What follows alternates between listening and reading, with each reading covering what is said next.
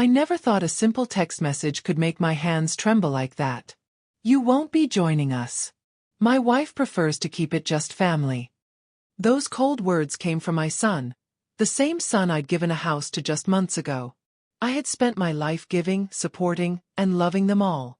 But in that moment, I realized just how little my love meant. The sun was low that Thanksgiving Day, casting golden rays through the windows of my little house by the beach. It wasn't much, but it had been my sanctuary for years, a gift I had worked hard for. My children and their families used to gather here, laughing and sharing stories over turkey and stuffing. But this year something felt different. There was an unease in the air, something I couldn't quite put my finger on. I stood at the kitchen counter, chopping vegetables for the stuffing, the smell of sage and onions filling the room. The familiar sounds of the ocean waves crashing against the shore were muffled by the thick walls of my home, but I could still feel their presence, as constant as my love for my family. As I worked, my hands moved with the rhythm of a lifetime of cooking, my mind drifting back to the years when I was younger, full of energy and optimism. I had raised my son with all the love and care I could give. He had been my world. I had sacrificed so much for him. My time, my career, my dreams. And as he grew older, I tried to pass on the same sense of family to him that my own mother had instilled in me. Family was everything. Or at least, I had believed it to be. I set the knife down and wiped my hands on my apron, glancing at the clock. It was almost time for them to arrive. My heart fluttered with anticipation, but it was tinged with something else too. A deep, nagging worry that I couldn't shake. It had been happening for a while now. The little things. The subtle dismissals. First, it was the invitations to family gatherings, always last minute, always when I had already made other plans. Then, there were the comments from my daughter-in-law, as though everything I did was either in the way or unnecessary. I brushed it off, thinking I was being too sensitive. After all, they were busy, and they had their own lives to live. But today, as I stood there, the weight of everything seemed to finally sink in. I wasn't just a part of their lives anymore. I was becoming an afterthought. A relic of the past. I wasn't sure when it had happened, but somewhere along the way, I had stopped being important to them. The doorbell rang, and I felt a flutter in my chest. I forced a smile and went to answer it. Mom. Happy Thanksgiving. My son, Jake, greeted me with a hug. He was wearing his usual casual clothes, a little too relaxed for someone about to enjoy a family dinner.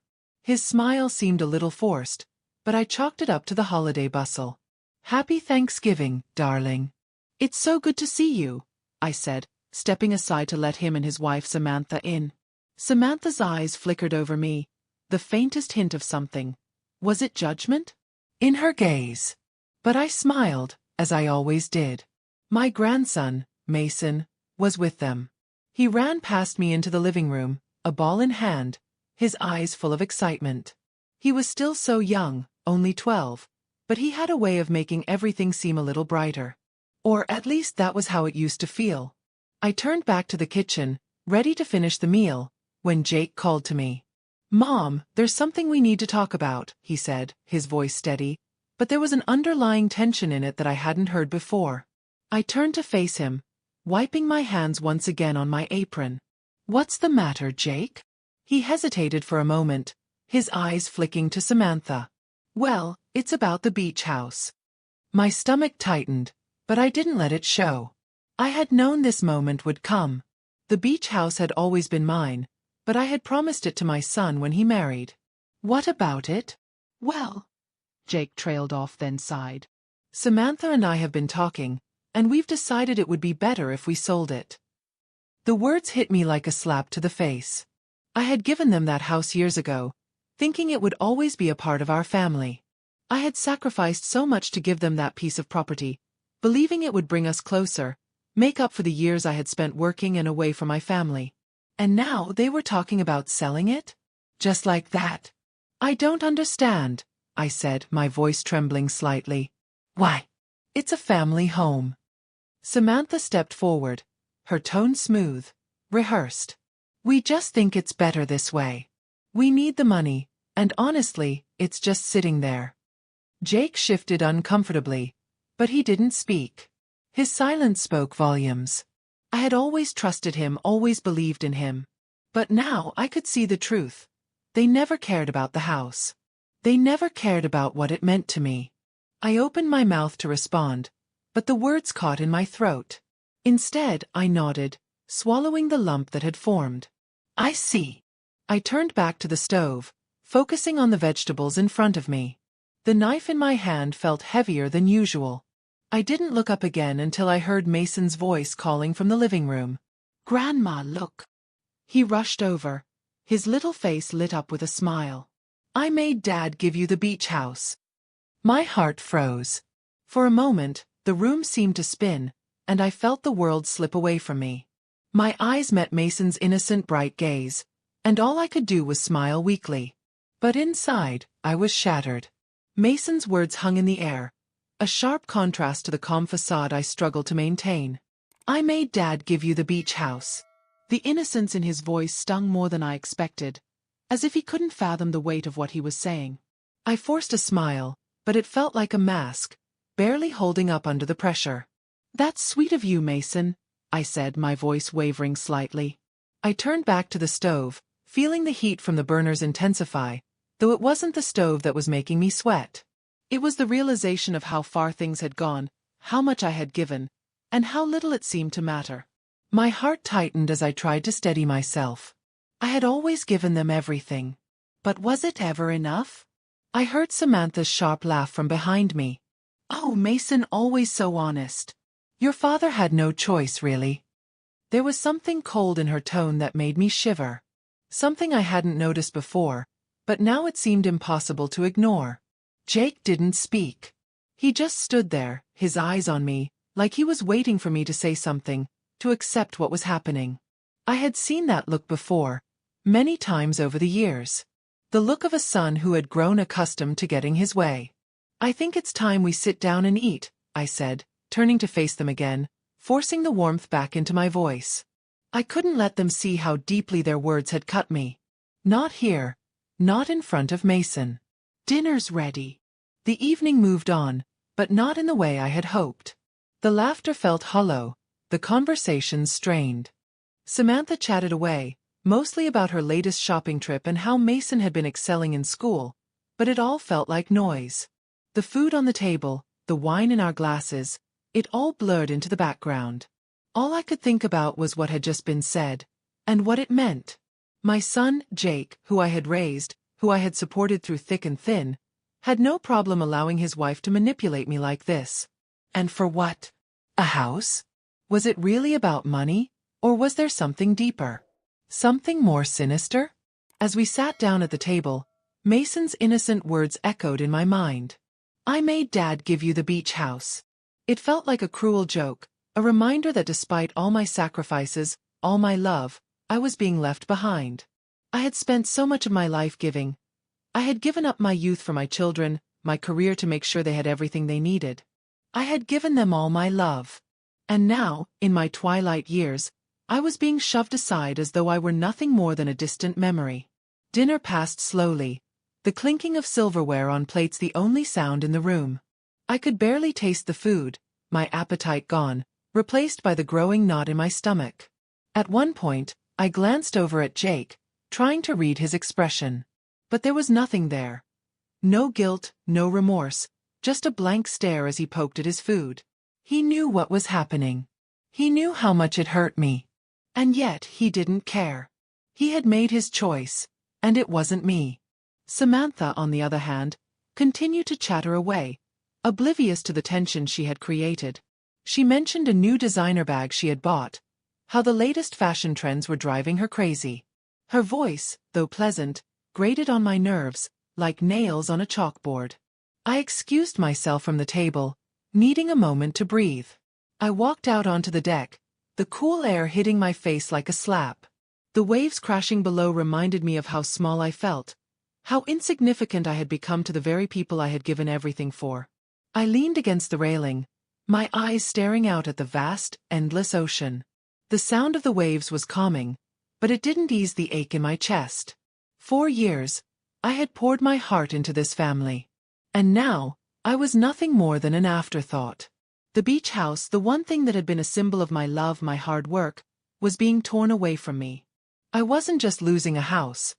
I was losing my place in their lives. I wiped away the tears that had begun to fall, the cold air stinging my cheeks. How did I get here? I thought. How did I become so insignificant? But then, something shifted inside me. The tears were no longer just tears of hurt. They were tears of realization. I had spent so long trying to please everyone, my son, my daughter-in-law, that I had forgotten about myself. I had forgotten what it meant to stand up for what was rightfully mine. The beach house wasn't just a piece of property. It was a symbol of everything I had sacrificed. And I wasn't going to let them take it from me without a fight. I wiped my face, feeling a new determination rise within me. It was time to take control. I had let them manipulate me for too long, letting their decisions dictate my life. But no more. I wasn't going to be their doormat any longer. The next day, I called my lawyer. I didn't know what I was going to do yet, but I knew one thing for certain. I was done being the victim. It was time to protect myself, to ensure that I was no longer at the mercy of their greed and manipulation. The phone call to my lawyer was the first step. I could feel my heart pounding in my chest as I spoke to Barbara, a woman who had been helping me with various matters over the years. Her voice was always calm and steady, like a lifeline in the midst of my storm. "Barbara, I need your help," I said, my voice trembling with a mixture of anger and fear. "I think my son and his wife are trying to take the beach house from me. I need to protect myself." There was a brief pause on the other end of the line before Barbara responded, her tone resolute. "You've made the right decision. We'll look into it, make sure everything is legally secure. Don't worry, we'll take care of this." I nodded, though she couldn't see it. The decision had been made, but the weight of it still sat heavily on my chest. I wasn't just fighting for the house. I was fighting for my dignity, for my right to be seen and heard. For years, I had given up my voice, allowing others to dictate the terms of my life. But now I was taking it back. In the days that followed, I found myself walking a delicate line. I kept my emotions in check when Jake and Samantha came by to check on me, pretending everything was fine, when nothing could be further from the truth. I watched them, trying to pick up on any small clues, any sign that they knew what I was planning. But they acted like everything was normal, like the conversation about the beach house was just another casual family discussion. I knew better. They had a plan. They always did. But now so did I. The phone call with Barbara was just the beginning. She had advised me to gather all the documents related to the beach house. Everything from the deed to the records of repairs and upgrades I had made over the years. It was time to make sure there was no way they could take what I had worked so hard for. But even as I prepared the paperwork, my mind kept wandering to something deeper. What else had they done? What other ways had they manipulated me over the years? It wasn't just the beach house. It was the little things too. The way Samantha would always find a reason to exclude me from family events, or how Jake would brush off my suggestions, as if I didn't have the right to speak my mind. I had given them everything, and in return, they had taken advantage of my generosity. I had been blind to it, thinking they loved me, that they cared. But love didn't feel like this. Love didn't feel like being disregarded, ignored, and pushed aside when it was convenient for them. And then, I remembered something. A conversation I had overheard just a few months ago, before any of this had started. Jake had been on the phone in the other room, speaking in low tones. I hadn't meant to eavesdrop, but his words had pierced the quiet. "We need to get her out of that house. It's too much of a burden, and we could use the money for other things. You know how stubborn she is. She won't give up the house without a fight, but once we get it, we can sell it and move on." Samantha had agreed with him, her voice dripping with that same cold tone I had heard before. They were talking about me. And the house. I had been nothing more than an obstacle to their plans. That moment had been a turning point. It had shown me the truth. They weren't trying to help me, they were trying to take from me. They wanted everything I had, and once I was gone, they'd move on to the next thing. But not anymore. Not if I could help it. I spent the next few days compiling everything I needed, gathering evidence, and making sure Barbara had everything to build a solid case. The more I worked through the papers, the more I realized how much I had been taken for granted. I had poured my heart into providing for my family, giving them everything I could, and they had taken it all without a second thought. One evening, as I sat in my living room going through the papers, I heard a knock at the door. I hesitated, then went to answer it. It was Jake. And Mason. I could see the guilt in Jake's eyes, but he quickly masked it with a smile. "Hi, Mom," he said, his voice strained. "Can we talk?" I looked down at Mason, who was nervously holding a drawing in his hand, his eyes full of uncertainty. I knew he had no idea what was really going on, but his innocence made everything hurt that much more. "Sure," I said, stepping aside to let them in. "Come in." We sat at the small kitchen table, and for the first time in what felt like forever, the conversation was awkward. Jake tried to make small talk, asking about how I was doing, how I was feeling. But there was no warmth behind his words. It was all forced, an attempt to smooth over the cracks that were now obvious between us. After a few minutes, Mason's voice broke the silence. "Grandma," he said hesitantly, "I'm sorry about what I said the other day. I didn't mean to upset you." His words hit me like a ton of bricks. I had no doubt that Mason was sincere, but his words only highlighted the painful truth. He had no idea how deep the hurt really went. I smiled, a faint, sad smile, and reached across the table to ruffle his hair. "It's all right, Mason. You didn't know." But Jake, sitting across from me, shifted uncomfortably. "Mom," he said after a long pause, "we've been talking about the beach house. And we think it's best if we move forward with selling it. It's just too much for us to handle right now." His words felt like a slap. I had already known this was coming, but hearing him say it out loud, without a hint of remorse, broke something inside me.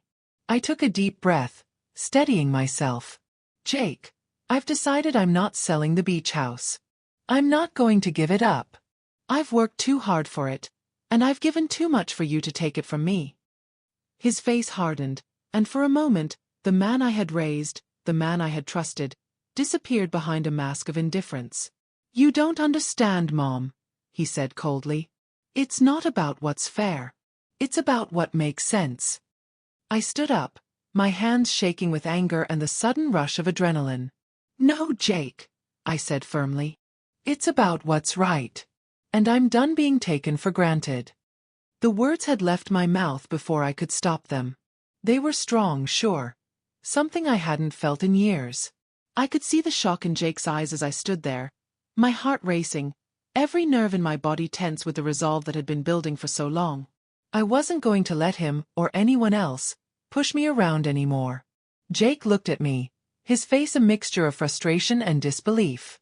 "Mom, don't do this. Don't make this harder than it needs to be." Samantha, who had been quiet until now, stepped forward, her expression one of thinly veiled annoyance. "You're being unreasonable. We're just trying to make things easier for you. You don't need the house anymore. It's too much to take care of. It's time to let go." Her words felt like a slap in the face, each one more hurtful than the last. But this time, I didn't flinch. This time, I wasn't going to let them make me feel small. I had spent years letting people tell me what I needed, what was good for me, but no more. It was time for me to decide. For once I was going to be in control. "I don't need your permission," I said quietly, but firmly, the words hanging in the air like an unspoken challenge. "And I'm not giving up the house. I've worked for it, and it's mine." Samantha opened her mouth to argue, but I cut her off. "I'm done listening to you. And I'm done listening to you, Jake." I could see the guilt in Jake's eyes, but it was buried beneath layers of pride and frustration. He wanted to fight me, to push me into submission, but this time, I wasn't backing down. I had given him everything. My love, my time, my sacrifices. But now I was giving myself something. My dignity. My right to stand up for what was mine. "Mom, this isn't just about the house," Jake said, his voice softer now, almost pleading. "You've been holding on to things too tightly for too long. It's time for you to let go. For your own good." But I shook my head. "No, Jake. It's time for you to let go. I've done enough giving. I'm done being the one who sacrifices everything for everyone else. The room fell silent, the air thick with tension. Mason was sitting on the couch, his small hands clutching the drawing he had made for me. He didn't understand the full weight of what was happening, but I saw the worry in his eyes. The confusion. "Grandma?" he asked softly, his voice trembling. "Why are you upset?" I walked over to him, kneeling down so I could meet his gaze. My heart ached for him, for the innocent boy caught in the middle of this mess. "I'm not upset with you, sweetheart," I said gently. "I'm upset with the way things have been happening in our family. I'm just tired of being treated like I don't matter." Mason's eyes filled with concern. "You do matter, Grandma. You matter a lot." The tears I had been holding back finally fell, but they were different now. They weren't just tears of pain. They were tears of release. Tears of letting go of everything that had been weighing me down for far too long. I kissed Mason on the forehead and stood up, wiping my face. Jake and Samantha exchanged looks, their frustration growing. But I was done with the silence, the avoidance, the manipulation. I was done with them pretending that everything was fine, when in truth, they had been taking from me for years. The love I had given them was not enough to make them care. It wasn't enough to make them see me as anything other than a means to an end. "You need to leave," I said, my voice steady, though my heart was pounding. Jake looked at me, his eyes wide, a mixture of disbelief and anger clouding his face. "Mom, you're kicking us out? You're making this harder than it has to be."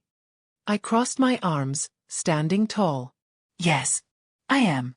Because this is the only way you'll understand that I'm not just some old woman you can manipulate anymore. I've given enough, and now it's time for me to take back what's mine." Samantha's face twisted with indignation, but she said nothing more. She knew when she was losing. She knew she couldn't win this fight.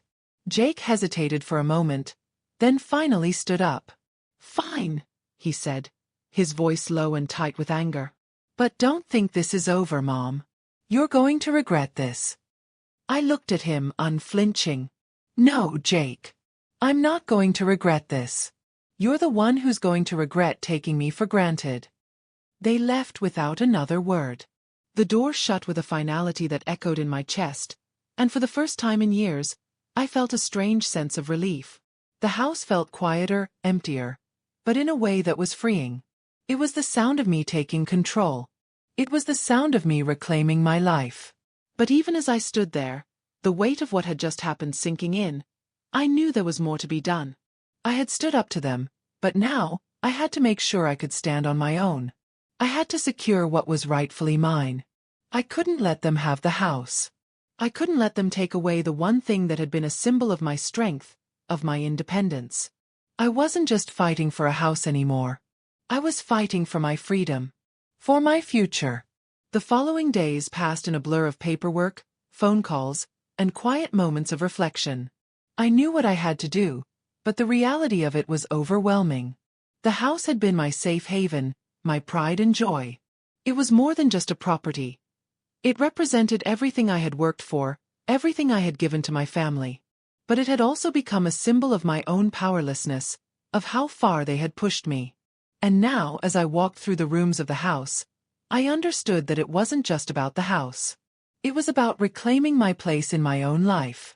The morning after Jake and Samantha had left, I went through the papers again. Barbara had been a steady presence throughout this process, advising me on what steps to take. She had already begun to contact a few investigators to look into the financial records of the house and my son's dealings. I had no idea just how deep the manipulation had gone, but I was determined to find out. It wasn't just the beach house. There were signs that this betrayal went back much further. Little financial shifts, irregularities, things that had always seemed minor at the time but now stood out in stark contrast to the life I thought I had been living.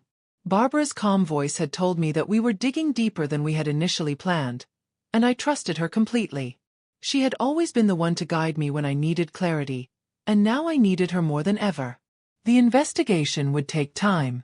In the meantime, I began to take other steps to ensure my security. I closed my bank accounts that I had shared with Jake and Samantha, opened new ones, and made sure my will was updated. I couldn't afford to wait for the next betrayal. I had to protect myself now, before they had the chance to finish what they started. I'd never been one to rely on others for too much. I had always been independent, always prided myself on my strength. But now, I found myself leaning on Barbara more than ever. She had been a quiet force behind me, and she had been pushing me to stand up for myself in ways I never thought I could. It was on a cold afternoon, a few days after Thanksgiving, that I finally confronted my son with the evidence I had uncovered. The confrontation was not easy. Jake had avoided coming to see me after our last encounter, but I knew he was just biding his time, waiting for me to back down, waiting for me to relent. But that was not going to happen. I called him, my hands shaking slightly as I pressed the phone to my ear. "Jake," I said when he answered. "We need to talk." He hesitated for a moment before responding. "Mom, what now? What do you want?" "I want the truth," I said, my voice firm. "And I want you to understand that this is not a negotiation. I found out about the financial transactions you've been making behind my back, about how you and Samantha have been misusing my trust. And I'm not going to let you take advantage of me anymore." I heard his breath catch on the other end. He was trying to play it cool, but I could tell he was rattled. For the first time in a long time, I had the upper hand. "Mom, you don't know what you're talking about," he said, his voice wavering. "We've always been a family, right? Everything I've done has been for you. For all of us." I let out a slow breath, choosing my words carefully. "No, Jake.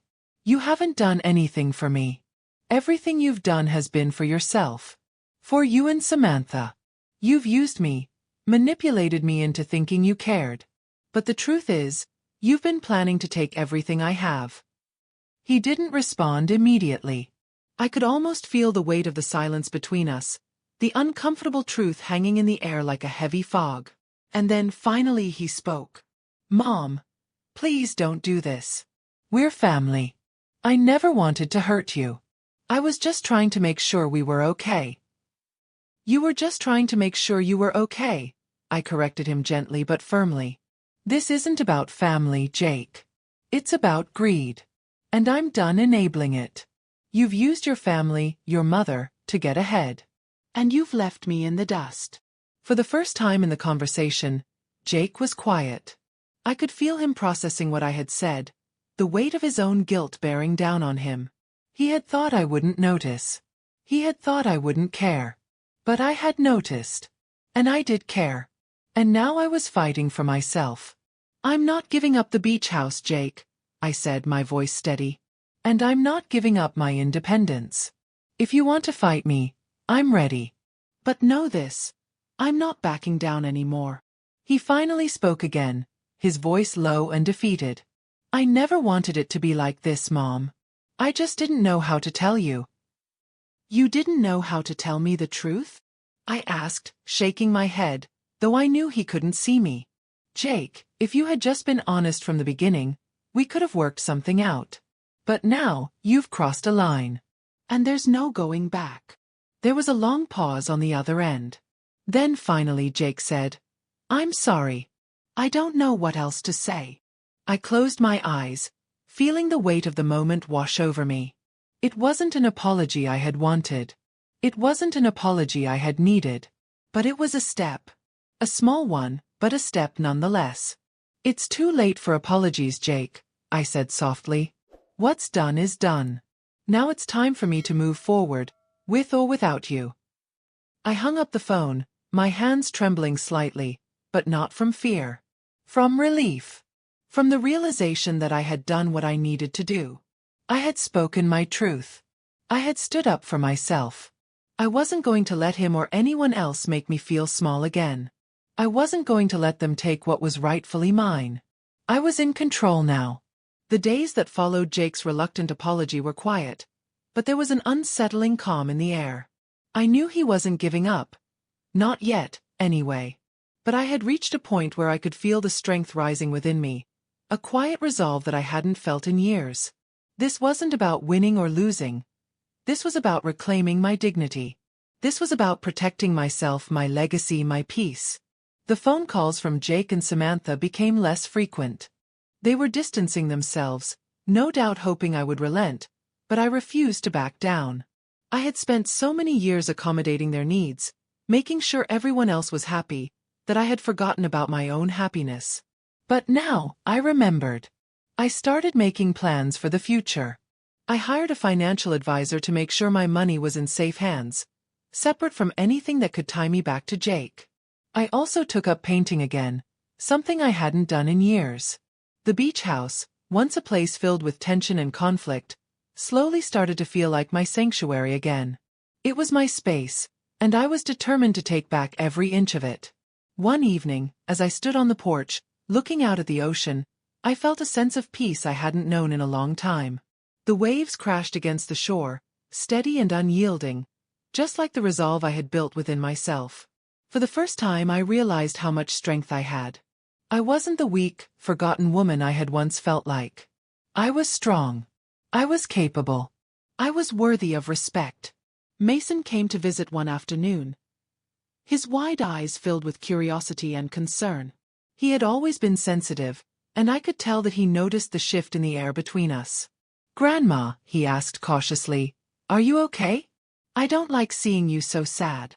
I smiled and knelt down to his level, wiping away the remnants of my tears from the day before. "I'm not sad anymore, Mason. I'm strong.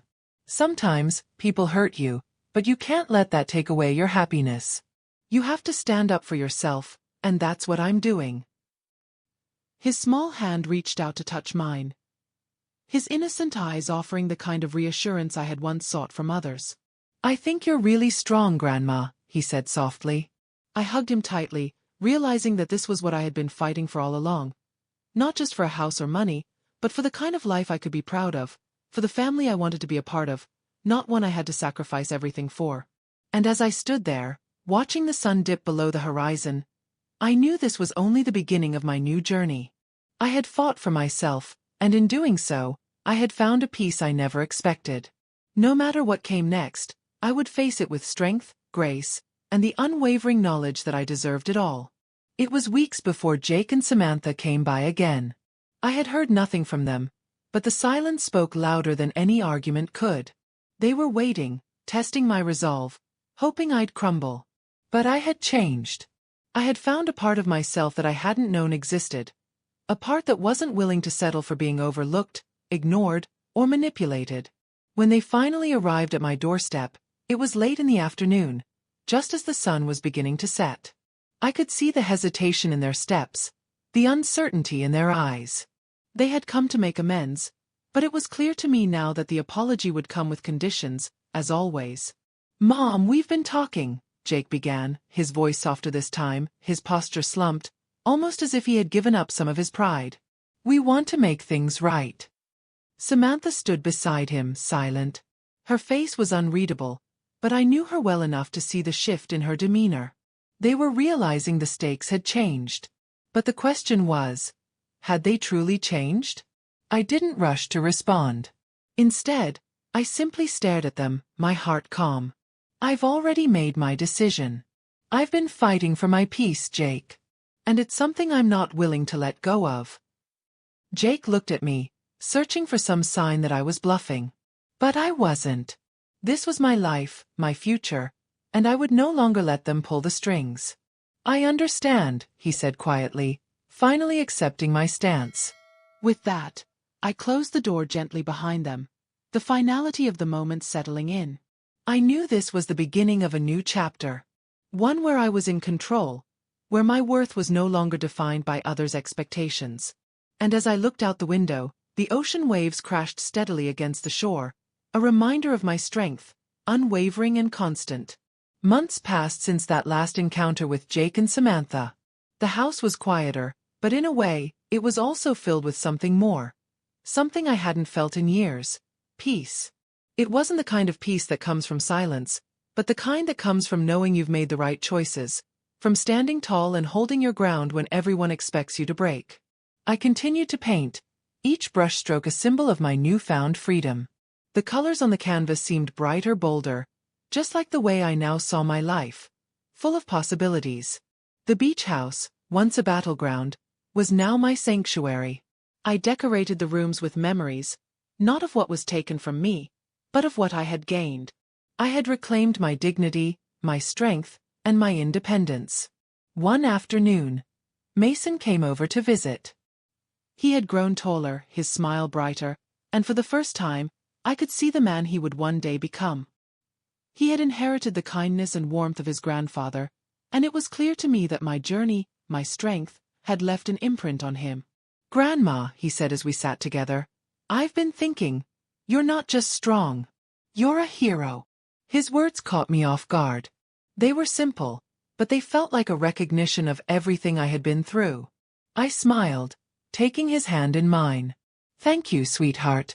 But I'm not a hero. I'm just someone who decided it was time to stop being afraid. And you can be that person too." He nodded, his eyes filled with understanding beyond his years. And in that moment, I realized, the true victory wasn't in the house, the money, or the apology. It was in reclaiming my own life, my own peace. And that was worth more than anything they could have ever taken from me.